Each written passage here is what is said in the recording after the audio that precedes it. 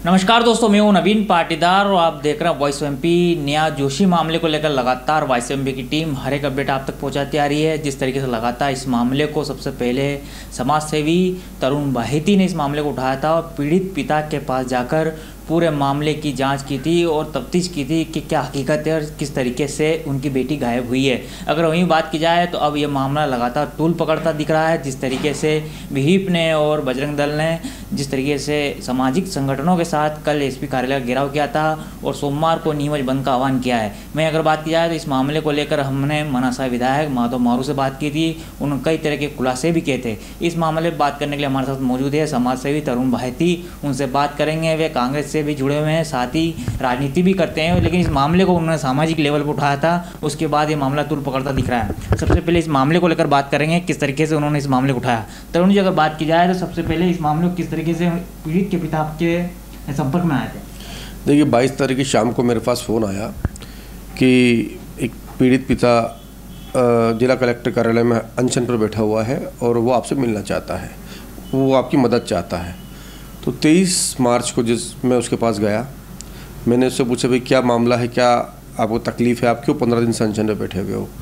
तो उसने मुझे बताया कि भाई मेरी बेटी इस तरह गायब हो गई थी, 4 आरोपी थे, पुलिस ने मुझसे बदतमीजी करी, मामले दर्ज नहीं किए। कई बार पुलिस में जाने के पश्चात डेढ़ महीने बाद मुझे भोपाल, मेरा भाई चूँकि भाजपा का बूथ अध्यक्ष है और मंडल उपाध्यक्ष रहा है युवा मोर्चा का, तो उसने बताया कि इसकी वजह से हमें मुख्यमंत्री निवास में एंट्री मिली और हमारी बात सुनी गई। और इसी मार्फत वो भोपाल गया और भोपाल से ही फ़ोन आया उस 9 मार्च के दिन, और 24 जनवरी की घटना के बाद 9 मार्च को उसकी मामला पंजीबद्ध हुआ। इसी प्रकार उसने बताया कि फिर गिरफ्तारियां नहीं हुई मामला पंजीबद्ध होने के बाद, फिर मामला गिरफ्तारी नहीं हुई तो फिर भोपाल गए, फिर मुख्यमंत्री और गृह मंत्री से मिले, फिर वहाँ से फिर फ़ोन आया और गिरफ्तारी के आदेश हुए। और जब गिरफ्तारियाँ हुई तो किस्तों में हुई कि 1 महीने बाद, फिर 1.5 महीने बाद, 2 महीने बाद। और उसने बताया कि हम पुलिस के पास भी गए, वहाँ के विधायक के पास भी गए, लेकिन हमको हर बार वहाँ से भेज दिया गया और पुलिस ने तो हमारे साथ इतनी बदतमीजी करी कि वहाँ के टीआई हैं कन्हैयालाल डांगी, आरोपी और आरोपी के परिवारजन वहाँ बैठे हुए और उनके सामने ही मुझे थाने से, सबके सामने मुझे बुरी तरह गालियाँ बकी और मुझे थाने से निकाल दिया। बोले जाओ, मैं मामला दर्ज नहीं करता, बहुत कुछ कहा। तो मुझे लगा कि यार एक बेबस पिता की आवाज़ है और इस आवाज़ को कहीं ना कहीं उठाना चाहिए। इसको लेकर मैंने एक अपील जारी करी थी कि 14-15 दिन से एक पिता यहाँ पर कलेक्टर कार्यालय में बैठा है और कोई भी जिम्मेदार अधिकारी या कोई भी सत्ता पक्ष का आदमी इसकी सूद लेने नहीं आ रहा है। तरुण जी, अगर बात की जाए तो हमने इस मामले को लेकर, क्योंकि अब ये मामला धीरे धीरे राजनीतिक रूप लेता दिख रहा है, तो इस मामले को हमने मनासा में बीजेपी विधायक माधव मारू से बात की थी। तो सबसे पहले उन्होंने अपहरण से ही मना कर दिया कि अपहरण का ही मामला नहीं। इसे लेकर क्या कहते हैं आप? देखिए, पहली बात तो ये मामला राजनीतिक था नहीं। मैंने अगर मामले को लिया तो सामाजिक रूप से लिया था, लेकिन इसको राजनीतिक रंग दिया है मनासा के विधायक माधव मारू जी ने। अब उन्होंने कहा कि मामला ही राजनीतिक, ये इस प्रकार अपहरण का नहीं है, तो ये पहले बोल देते। ये बातें उनको पहले ही सार्वजनिक कर देनी थी कि इस प्रकार से अपना पक्ष रख देना था। 23 दिन में अनशन के पश्चात उस पीड़ित के पास नहीं जाना, ये खुद ही अपने आप में गलती का शिकार है। और ऐसा नहीं कि पीड़ित इनके पास नहीं गया हो, पीड़ित ने बताया कि मैं कई बार उनके पास गया, वो मेरे विधायक हैं, मैं उनका कार्यकर्ता रहा, लेकिन उन्होंने मेरी एक नहीं सुनी। ये उस पीड़ित का कहना था। माधव जी ने एक ये भी कहा तरुण जी कि ये जो है पूरा राजनीतिक मंच बना दिया है, पूरा राजनीतिक जो है वहाँ पर राजनीति से जुड़े हुए लोग बैठे हैं जो इसको बहरा रहे हैं, फुसला रहे हैं, जिस तरह की बात उन्होंने कही। क्या कहते हैं इसे लेकर? देखिए, पहली बात तो मैंने कहा कि राजनीतिक मामला था नहीं। अगर वो राजनीतिक रूप मानते हैं तो हाँ, राजनीति थी। अगर एक बेटी को न्याय दिलाना राजनीति कहा जाता है तो निश्चित है राजनीति, और ऐसे राजनीति हम बार बार करेंगे, 1000 बार करेंगे। ये उनकी अपनी कमियां छुपाने के लिए उनके शब्द हैं कि ये राजनीतिक रंग दे दिया गया है। अगर वो पहले आ जाते तो हम कहाँ से जाते? उनको पहले आ जाना था। उनके पास गया था पीड़ित, वो क्यों हमारे पास चल के आया?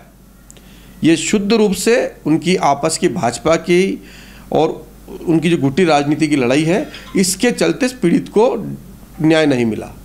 तरुण जी, अगर बात की जाए, साथ में एक बड़ा मामला इसमें निकल के आ रहा है। पुलिस कह रही है कि अपहरण मामला दर्ज कर लिया गया। भारतीय जनता पार्टी के विधायक कह रहे हैं कि अपहरण का मामला ही नहीं था, आरोपी जो है अंदर है, लेकिन अभी तक खुलासा नहीं हुआ। इसे लेकर क्या कहें? क्या मनासा विधायक का एक दायित्व नहीं बनता कि मनासा टीआई को निलंबित कर दें या फिर उनसे पूछताछ करें कि आखिर इतने दिन से एक लापता बेटी को क्यों नहीं जाँच कर पाए? हो देखिए, सत्ता भी उनकी और विधायक भी वही।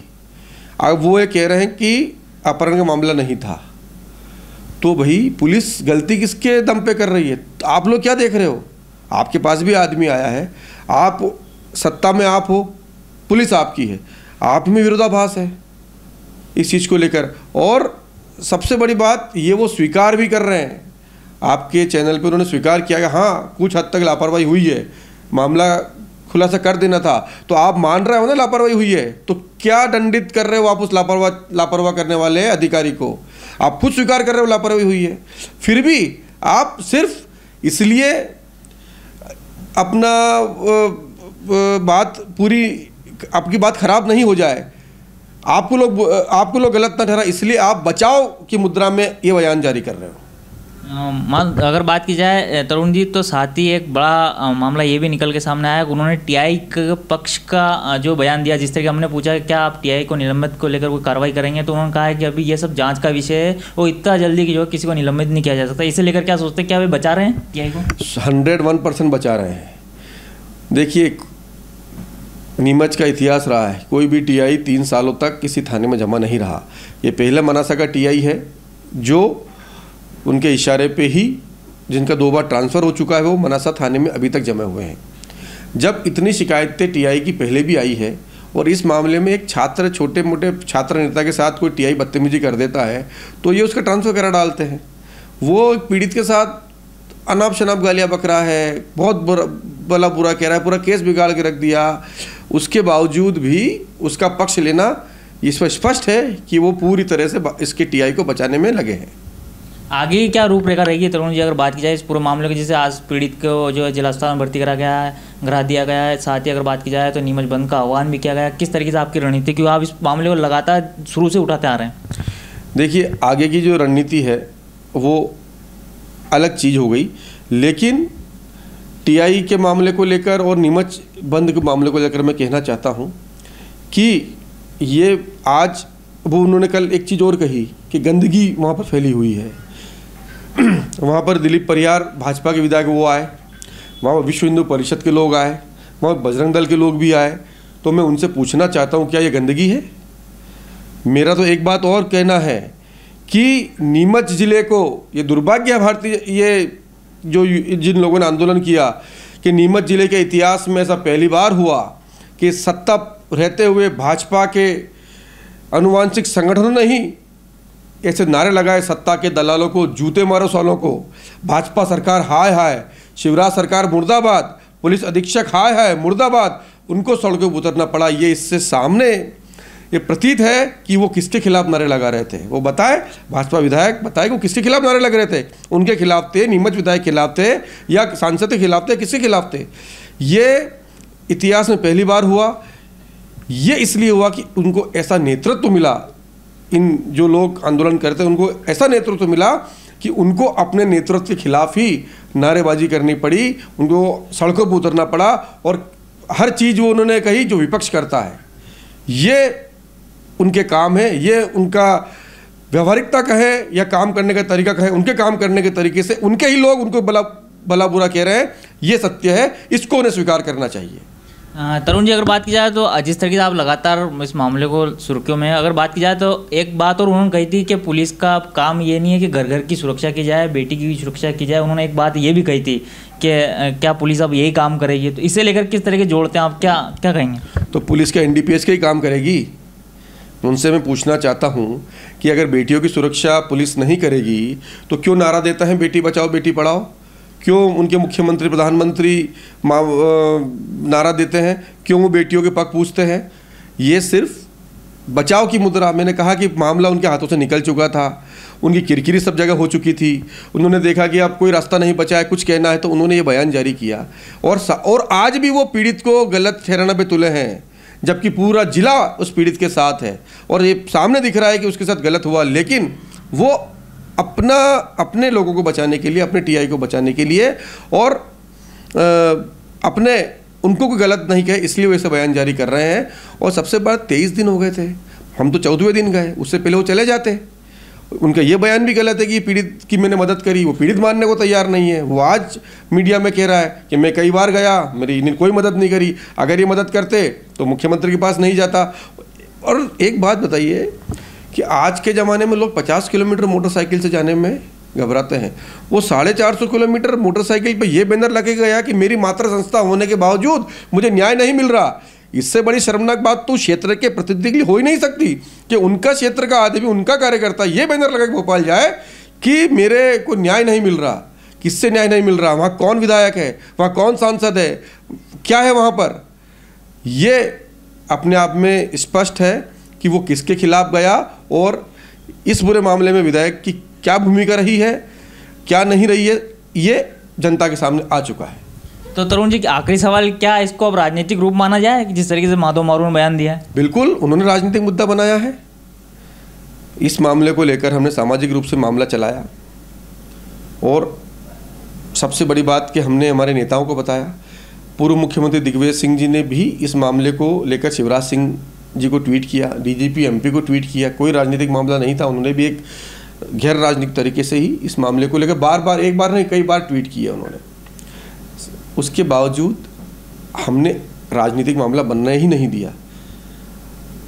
इस मामले को पूरी एक समाज सेवा के नाते काम किया और पूरे जनमानस इसलिए जुड़ा कि वो एक गैर राजनीतिक आंदोलन था। लेकिन विधायक जी के कल के बयान से ये स्पष्ट हुआ कि वो खुद राजनीतिक मामला इसको देना चाहते थे। और अब अगर उनको लगता है कि राजनीतिक मामला है तो ठीक मामला ही मान लीजिए। बेटी को बचाना, बेटी को न्याय दिलाना, एक पिता, बेबस पिता की पीड़ा सुनना राजनीतिक मामला है तो है राजनीतिक मामला ये। हम इस पे आगे भी राजनीति करेंगे, इसी चीज़ को लेकर राजनीति चलती रहेगी और करते रहेंगे। तरुण जी, सर समाज ने और विहिप और बजरंग दल ने जिस तरह का ऐलान किया है सोमवार को करनी सेनाओं ने कि सोमवार को जो अगर टीआई हटाया नहीं जाता है तो सोमवार को नियमित बंद रहेगा, क्या इसका समर्थन आप पूरी तरह से करेंगे? बिल्कुल करेंगे। अगर बेटी के बचाव के लिए सर्व समाज आंदोलन आह्वान कर रहा है कि नीमच बंद किया जाए तो निश्चित है कि हम उस पूरे बंद में सहयोगी रहेंगे। और कांग्रेस भी इस चीज़ का समर्थन करेगी कि बेटी के बचाने के लिए, बेटी को न्याय दिलाने के लिए, आरोपियों से पूछताछ करने के लिए अगर नीमच बंद का आह्वान है तो निश्चित है कि हम लोग नीमच बंद के पूरे इस आंदोलन में उनको सहयोग करेंगे। तो ये थे समाज सेवी और कांग्रेस नेता तरुण बायती जिन्होंने हमसे बात की है। जिस तरीके से माधव मारू का बयान आया था उसके बाद लगातार ये मामला राजनीतिक रूप लेता दिख रहा था। और साथ ही उन्होंने एक बड़ी बात कही है कि अगर मनासा विधायक कहते हैं कि राजनीतिक रूप है और बेटी को अगर न्याय दिलाना, अगर राजनीति करना है तो हम राजनीति करेंगे और इस मामले को पूरे जोर से उठाएंगे। और जिस तरीके से करनी सेवा और समाज ने जिस तरह का ऐलान किया सोमवार को नियमित बंद का, कांग्रेस और वे व्यक्तिगत रूप से इसका समर्थन करते हैं। ये था अब तक अपडेट। इस तरह का अपडेट के लिए बने रहे हमारे साथ। जय हिंद, जय भारत।